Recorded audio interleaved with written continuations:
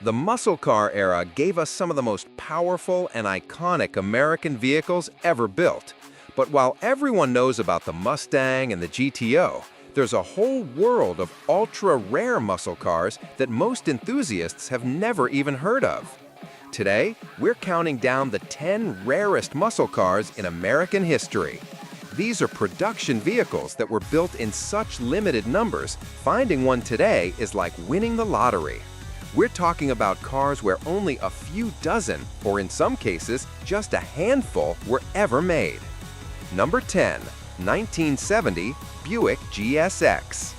Coming in at number 10, we have the 1970 Buick GSX. Now, when people think muscle cars, Buick doesn't always come to mind. But let me tell you, the GSX was Buick's way of proving they could run with the big dogs. The story. In 1970, Buick took their Grand Sport and turned it up to 11. The GSX was their ultimate performance package, and it came in two iconic color combinations, Apollo White with black stripes or Saturn Yellow with black stripes. These weren't subtle cars. They were in-your-face muscle machines designed to grab attention. The numbers. Under that aggressive hood sat a massive 455 cubic inch V8, pumping out 360 horsepower and an earth-moving 510 pound-feet of torque. This thing could hit 60 miles per hour in just 5.5 seconds, faster than a Chevelle SS 454 from the same year. The quarter mile? A solid 13.4 seconds. Number 9, 1967 Chevrolet Corvette L88. At number 9, we have the 1967 Chevrolet Corvette L88. This is where Chevrolet's racing DNA really shows through. The L88 wasn't built for comfort, it was built to dominate. The story.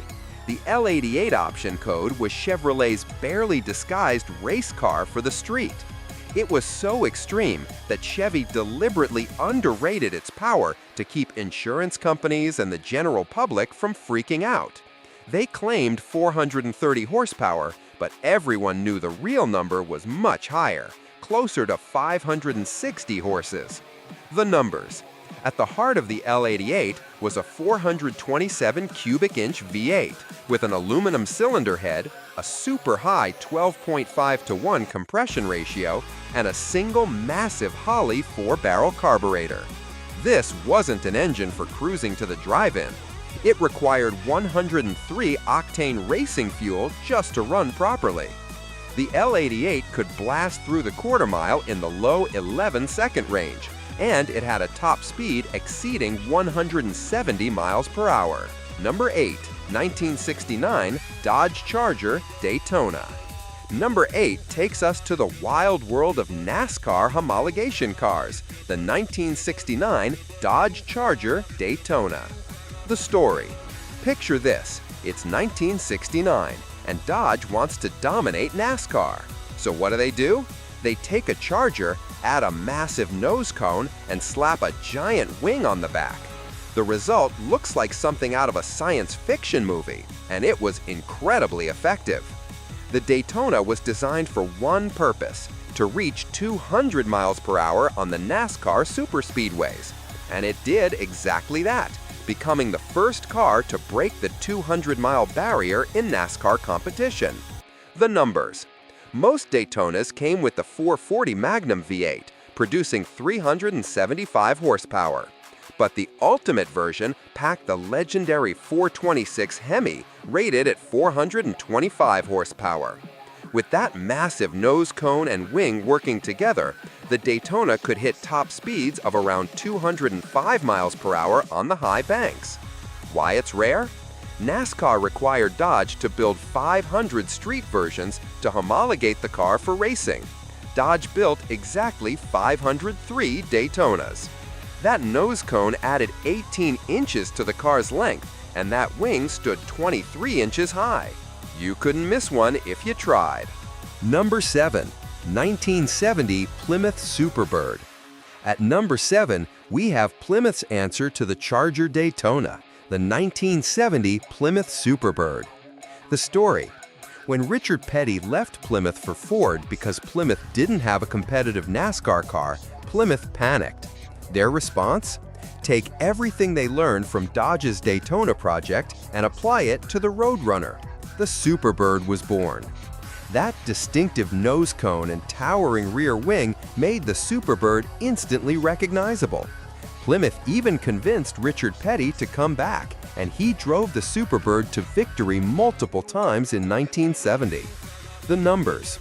Like the Daytona, the Superbird came with either the 440 Super Commando V8 at 375 horsepower, the 440 6-barrel at 390 horsepower, or the mighty 426 Hemi at 425 horsepower. The aerodynamic modifications gave the Superbird a significant advantage on NASCAR's fastest tracks. 0 to 60 came in around 5.5 seconds, and top speed exceeded 200 miles per hour with the right gearing. Number 6, 1969 Chevrolet Camaro ZL1. Number 6 is a legend among Camaro enthusiasts, the 1969 Chevrolet Camaro ZL1. The story. The ZL1 was Chevrolet's nuclear option. It was created through the Central Office Production Order System, basically a backdoor way to build race cars for the street. Performance wizard Vince Piggins wanted to create the ultimate drag racing Camaro, and he succeeded beyond anyone's wildest expectations. The numbers. The ZL1 designation referred to the engine, an all-aluminum 427 cubic inch big block V8. Chevrolet conservatively rated it at 430 horsepower, but dyno tests revealed the actual output was closer to 550 horsepower. With the restrictive factory exhaust removed and proper headers installed, some ZL1s produced nearly 600 horsepower. This lightweight aluminum engine in the relatively light Camaro body created a monster. 0 to 60 took just 5.3 seconds, and the quarter mile disappeared in 11.8 seconds at over 100 miles per hour right off the showroom floor. Number 5, 1971 Plymouth Hemi Cuda Convertible. At number 5, we enter truly rare territory with the 1971 Plymouth Hemi Cuda Convertible. The story. By 1971, the muscle car era was ending. Emissions regulations were tightening, insurance rates were skyrocketing, and the oil crisis was looming. Plymouth knew the Hemi's days were numbered, and they made one final batch of Hemi Cuda convertibles. The numbers. Under that iconic shaker hood scoop sat the legendary 426 Hemi V8, 426 cubic inches of pure Mopar muscle. The official rating was 425 horsepower and 490 pound-feet of torque, but everyone knew those numbers were conservative. The Hemi used dual 4-barrel carburetors and hemispherical combustion chambers that gave it incredible power. The Hemi Cuda convertible could hit 60 miles per hour in under 6 seconds and run the quarter mile in the low 13-second range. Top speed was around 140 miles per hour. Number 4, 1970 Chevrolet Chevelle SS454 LS6. Number 4 is what many consider the greatest muscle car ever built, the 1970 Chevrolet Chevelle SS454 LS6. The story. 1970 was the peak of the muscle car wars, and Chevrolet pulled out all the stops with the LS6 engine option. This was Chevy's way of saying, anything you can do, we can do better. It was the culmination of everything Chevrolet learned about building powerful V8 engines. The numbers. The LS6 454 was rated at 450 horsepower and 500 pound-feet of torque, making it the highest factory-rated horsepower engine of the muscle car era. That massive 454 cubic inch V8 featured an 11.25 to 1 compression ratio, a radical camshaft, rectangular port cylinder heads, and a huge 800 CFM Holley carburetor. 0 to 60? Just 5.4 seconds. The quarter mile vanished in 13.1 seconds at 108 miles per hour. These are supercar numbers, and this was straight from the factory with a warranty. Why it's rare? Chevrolet built approximately 4,475 Chevelle SS 454 LS6 models in 1970. Now, that might not sound super rare compared to others on this list, but here's the thing. These cars were driven hard. Many were crashed, blown up, or modified beyond recognition. Number 3. 1969 Chevrolet Corvette ZL1. At number 3, we have another ZL1, but this time in America sports car, the 1969 Chevrolet Corvette ZL1. The story. If you thought the Camaro ZL1 was extreme, the Corvette ZL1 takes it to another level. This was Chevrolet's ultimate expression of performance. It was so expensive and so specialized that almost nobody bought one. The numbers. The same all-aluminum 427 cubic inch ZL1 engine that powered the Camaro found its way into the lighter, more aerodynamic Corvette. While officially rated at 430 horsepower, actual output was well over 550 horsepower. Some estimates put it closer to 600 horsepower with the right modifications. In the Corvette's lighter fiberglass body, the ZL1 was absolutely devastating. Number 2.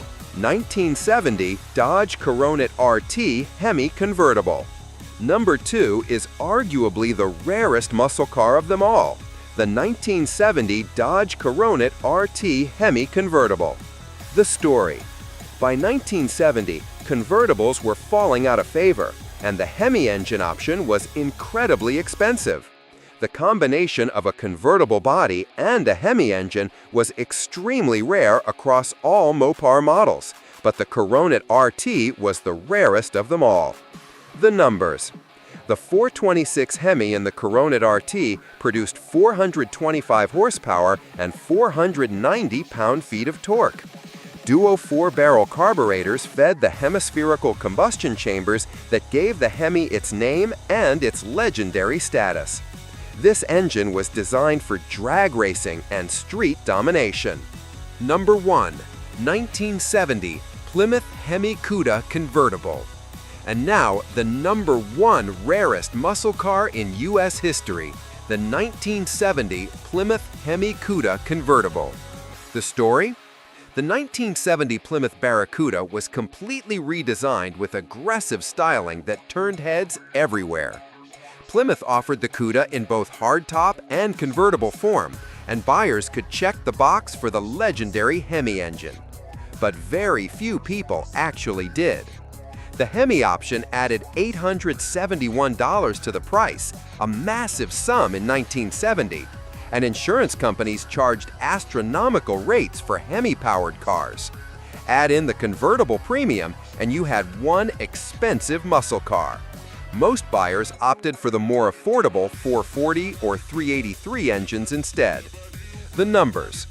Under that iconic shaker hood scoop sat the 426 Hemi V8. With dual 4-barrel carburetors and hemispherical combustion chambers, it produced 425 horsepower and 490 pound-feet of torque. The engine featured a 4.25-inch bore and 3.75-inch stroke.